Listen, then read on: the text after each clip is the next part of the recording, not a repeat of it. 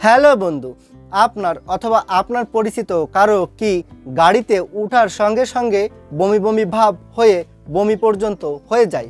দীর্ঘদিন যাবৎ এই গাড়িতে উঠলে বমি হওয়ার সমস্যায় ভুগছেন।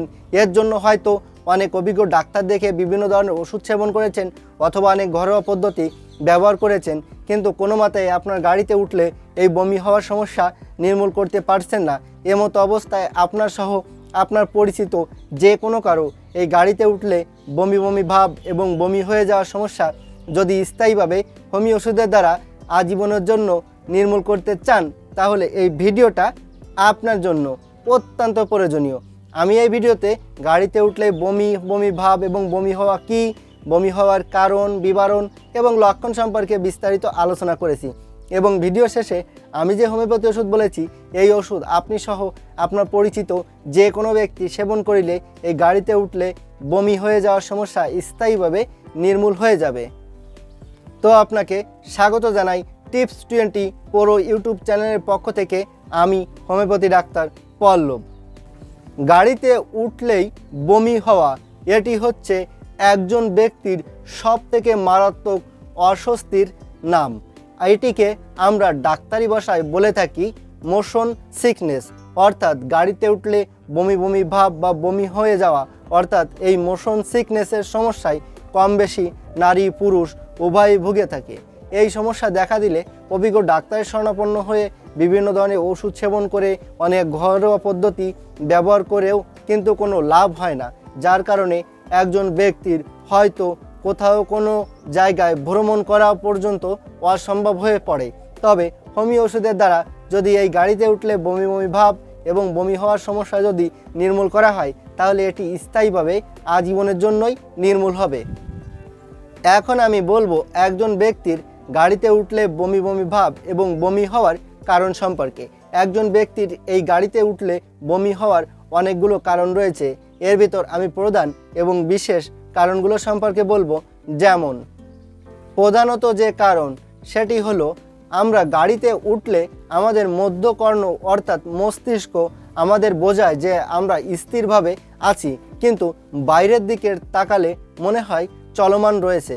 অর্থাৎ মস্তিষ্ক এবং চোখের সঠিক সমন্বয় বন্টন না হওয়ার কারণেই মূলত এই বমি বমি ভাব হয়ে বমি পর্যন্ত হয়ে যায়। এছাড়াও যাদের গ্যাস্ট্রিক বা অ্যাসিডিটির সমস্যা রয়েছে, তাদের ক্ষেত্রেও গাড়িতে উঠলে বমি বমি ভাব এবং বমি হওয়ার সম্ভাবনা দেখা দিতে পারে। এছাড়াও যাদের কোনো রকম কোনো গন্ধ সহ্য হয় না মোটেও, তাদের ক্ষেত্রেও এই গাড়িতে উঠলে বমি বমি ভাবের সমস্যা দেখা দিতে পারে। এছাড়াও যাদের বদ্ধ জায়গায় থাকার কোনো অভ্যাস নাই, তাদের ক্ষেত্রেও এই সমস্যা দেখা দিতে পারে। এছাড়াও যাদের ক্ষেত্রে শারীরিক দুর্বলতার সমস্যা রয়েছে, তাদের ক্ষেত্রেও এই গাড়িতে চড়লে বমি বমি ভাব এবং বমির সমস্যা দেখা দিতে পারে।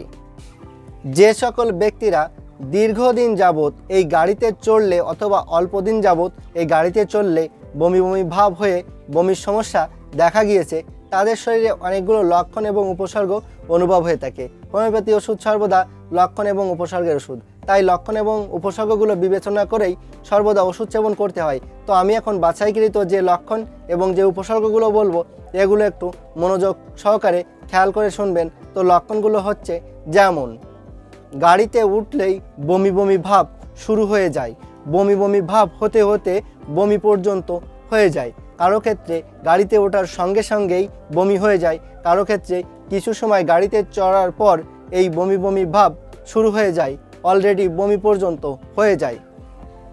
গাড়িতে উঠলেই গার ভিতর ঘোলাতে থাকে, পেটের ভিতর পাক দিয়েই হঠাৎ করেই বমি এসে যায়, যা কিছু খাওয়া হয় তাই বমির সঙ্গে বের হয়ে আসে। বিভিন্ন রকম চকলেট, ক্যাডবেরি বা কোনো রকম কোনো খাবার মুখের ভিতর রাখলে কিছুটা বমি বমি ভাব কম থাকে, কিন্তু তারপরও বমি হয়ে যায়। অনেক বমির ওষুধ সেবন করেও গাড়িতে উঠলে এই বমি কন্ট্রোলে রাখা সম্ভব হয় না। খোলা গাড়িতে চললে বমি বমি ভাব কিছুটা কম থাকে, কিন্তু বদ্ধ গাড়িতে অর্থাৎ গাড়ির গ্লাস বন্ধ রাখলে বমির সমস্যা দেখা যায়। অনেকের ক্ষেত্রে বমি হয় না, তবে বমি বমি ভাব সার্বক্ষণিক থেকে যায়। গাড়ির ভিতর বসলে বমি বমি ভাব হলে বাইরের বাতাস শরীরে লাগলে কিছুটা বমি বমি ভাব কম থাকে। গাড়ির ভেতর একটা দুর্গন্ধ ভাব সর্বসময় মনে হয়। তো বন্ধুরা, আমি এখানে মাত্র স্বল্প কয়েকটি লক্ষণ এবং স্বল্প কয়েকটি উপসর্গ বলেছি। এই লক্ষণ এবং উপসর্গের ভেতর যদি একটি মাত্র লক্ষণ এবং একটি মাত্র উপসর্গেরও কোনো ব্যক্তির গাড়িতে উঠলেই বমি বমি ভাব হয়ে বমি পর্যন্ত হয়ে যায়, এমন কোনো ব্যক্তির সঙ্গে মিল থেকে থাকে, তবে সেই ব্যক্তি এই হোমিওপ্যাথি ওষুধ সেবন করতে পারেন। ওষুধ হচ্ছে ইপিকাক 30। এখন আমি এই ইপিকাক 30 এই হোমিওপ্যাথি ওষুধটি সেবন করার নিয়ম সম্পর্কে বলবো। এই ইপিকাক 30 এই হোমিও ওষুধটি 2 ফুটা করে দিনে 2 বার, সকালে ও রাত্রে খাওয়ার 1 ঘন্টা আগে দিনে 2 বার কন্টিনিউ 1 মাস সেবন করে যেতে হবে। তাহলে যে কোনো ব্যক্তিরই এই বমি বমি ভাব এবং গাড়িতে উঠলেই বমি বমি ভাব এবং বমি হয়ে যাওয়ার সমস্যা স্থায়ীভাবেই আজীবনের জন্য নির্মূল হয়ে যাবে।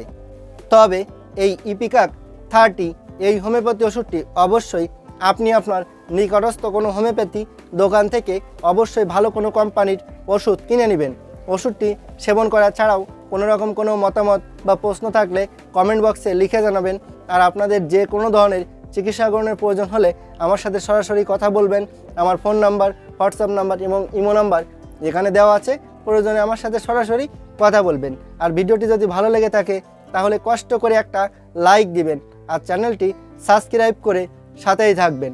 ভালো থাকবেন, সুস্থ থাকবেন। ধন্যবাদ।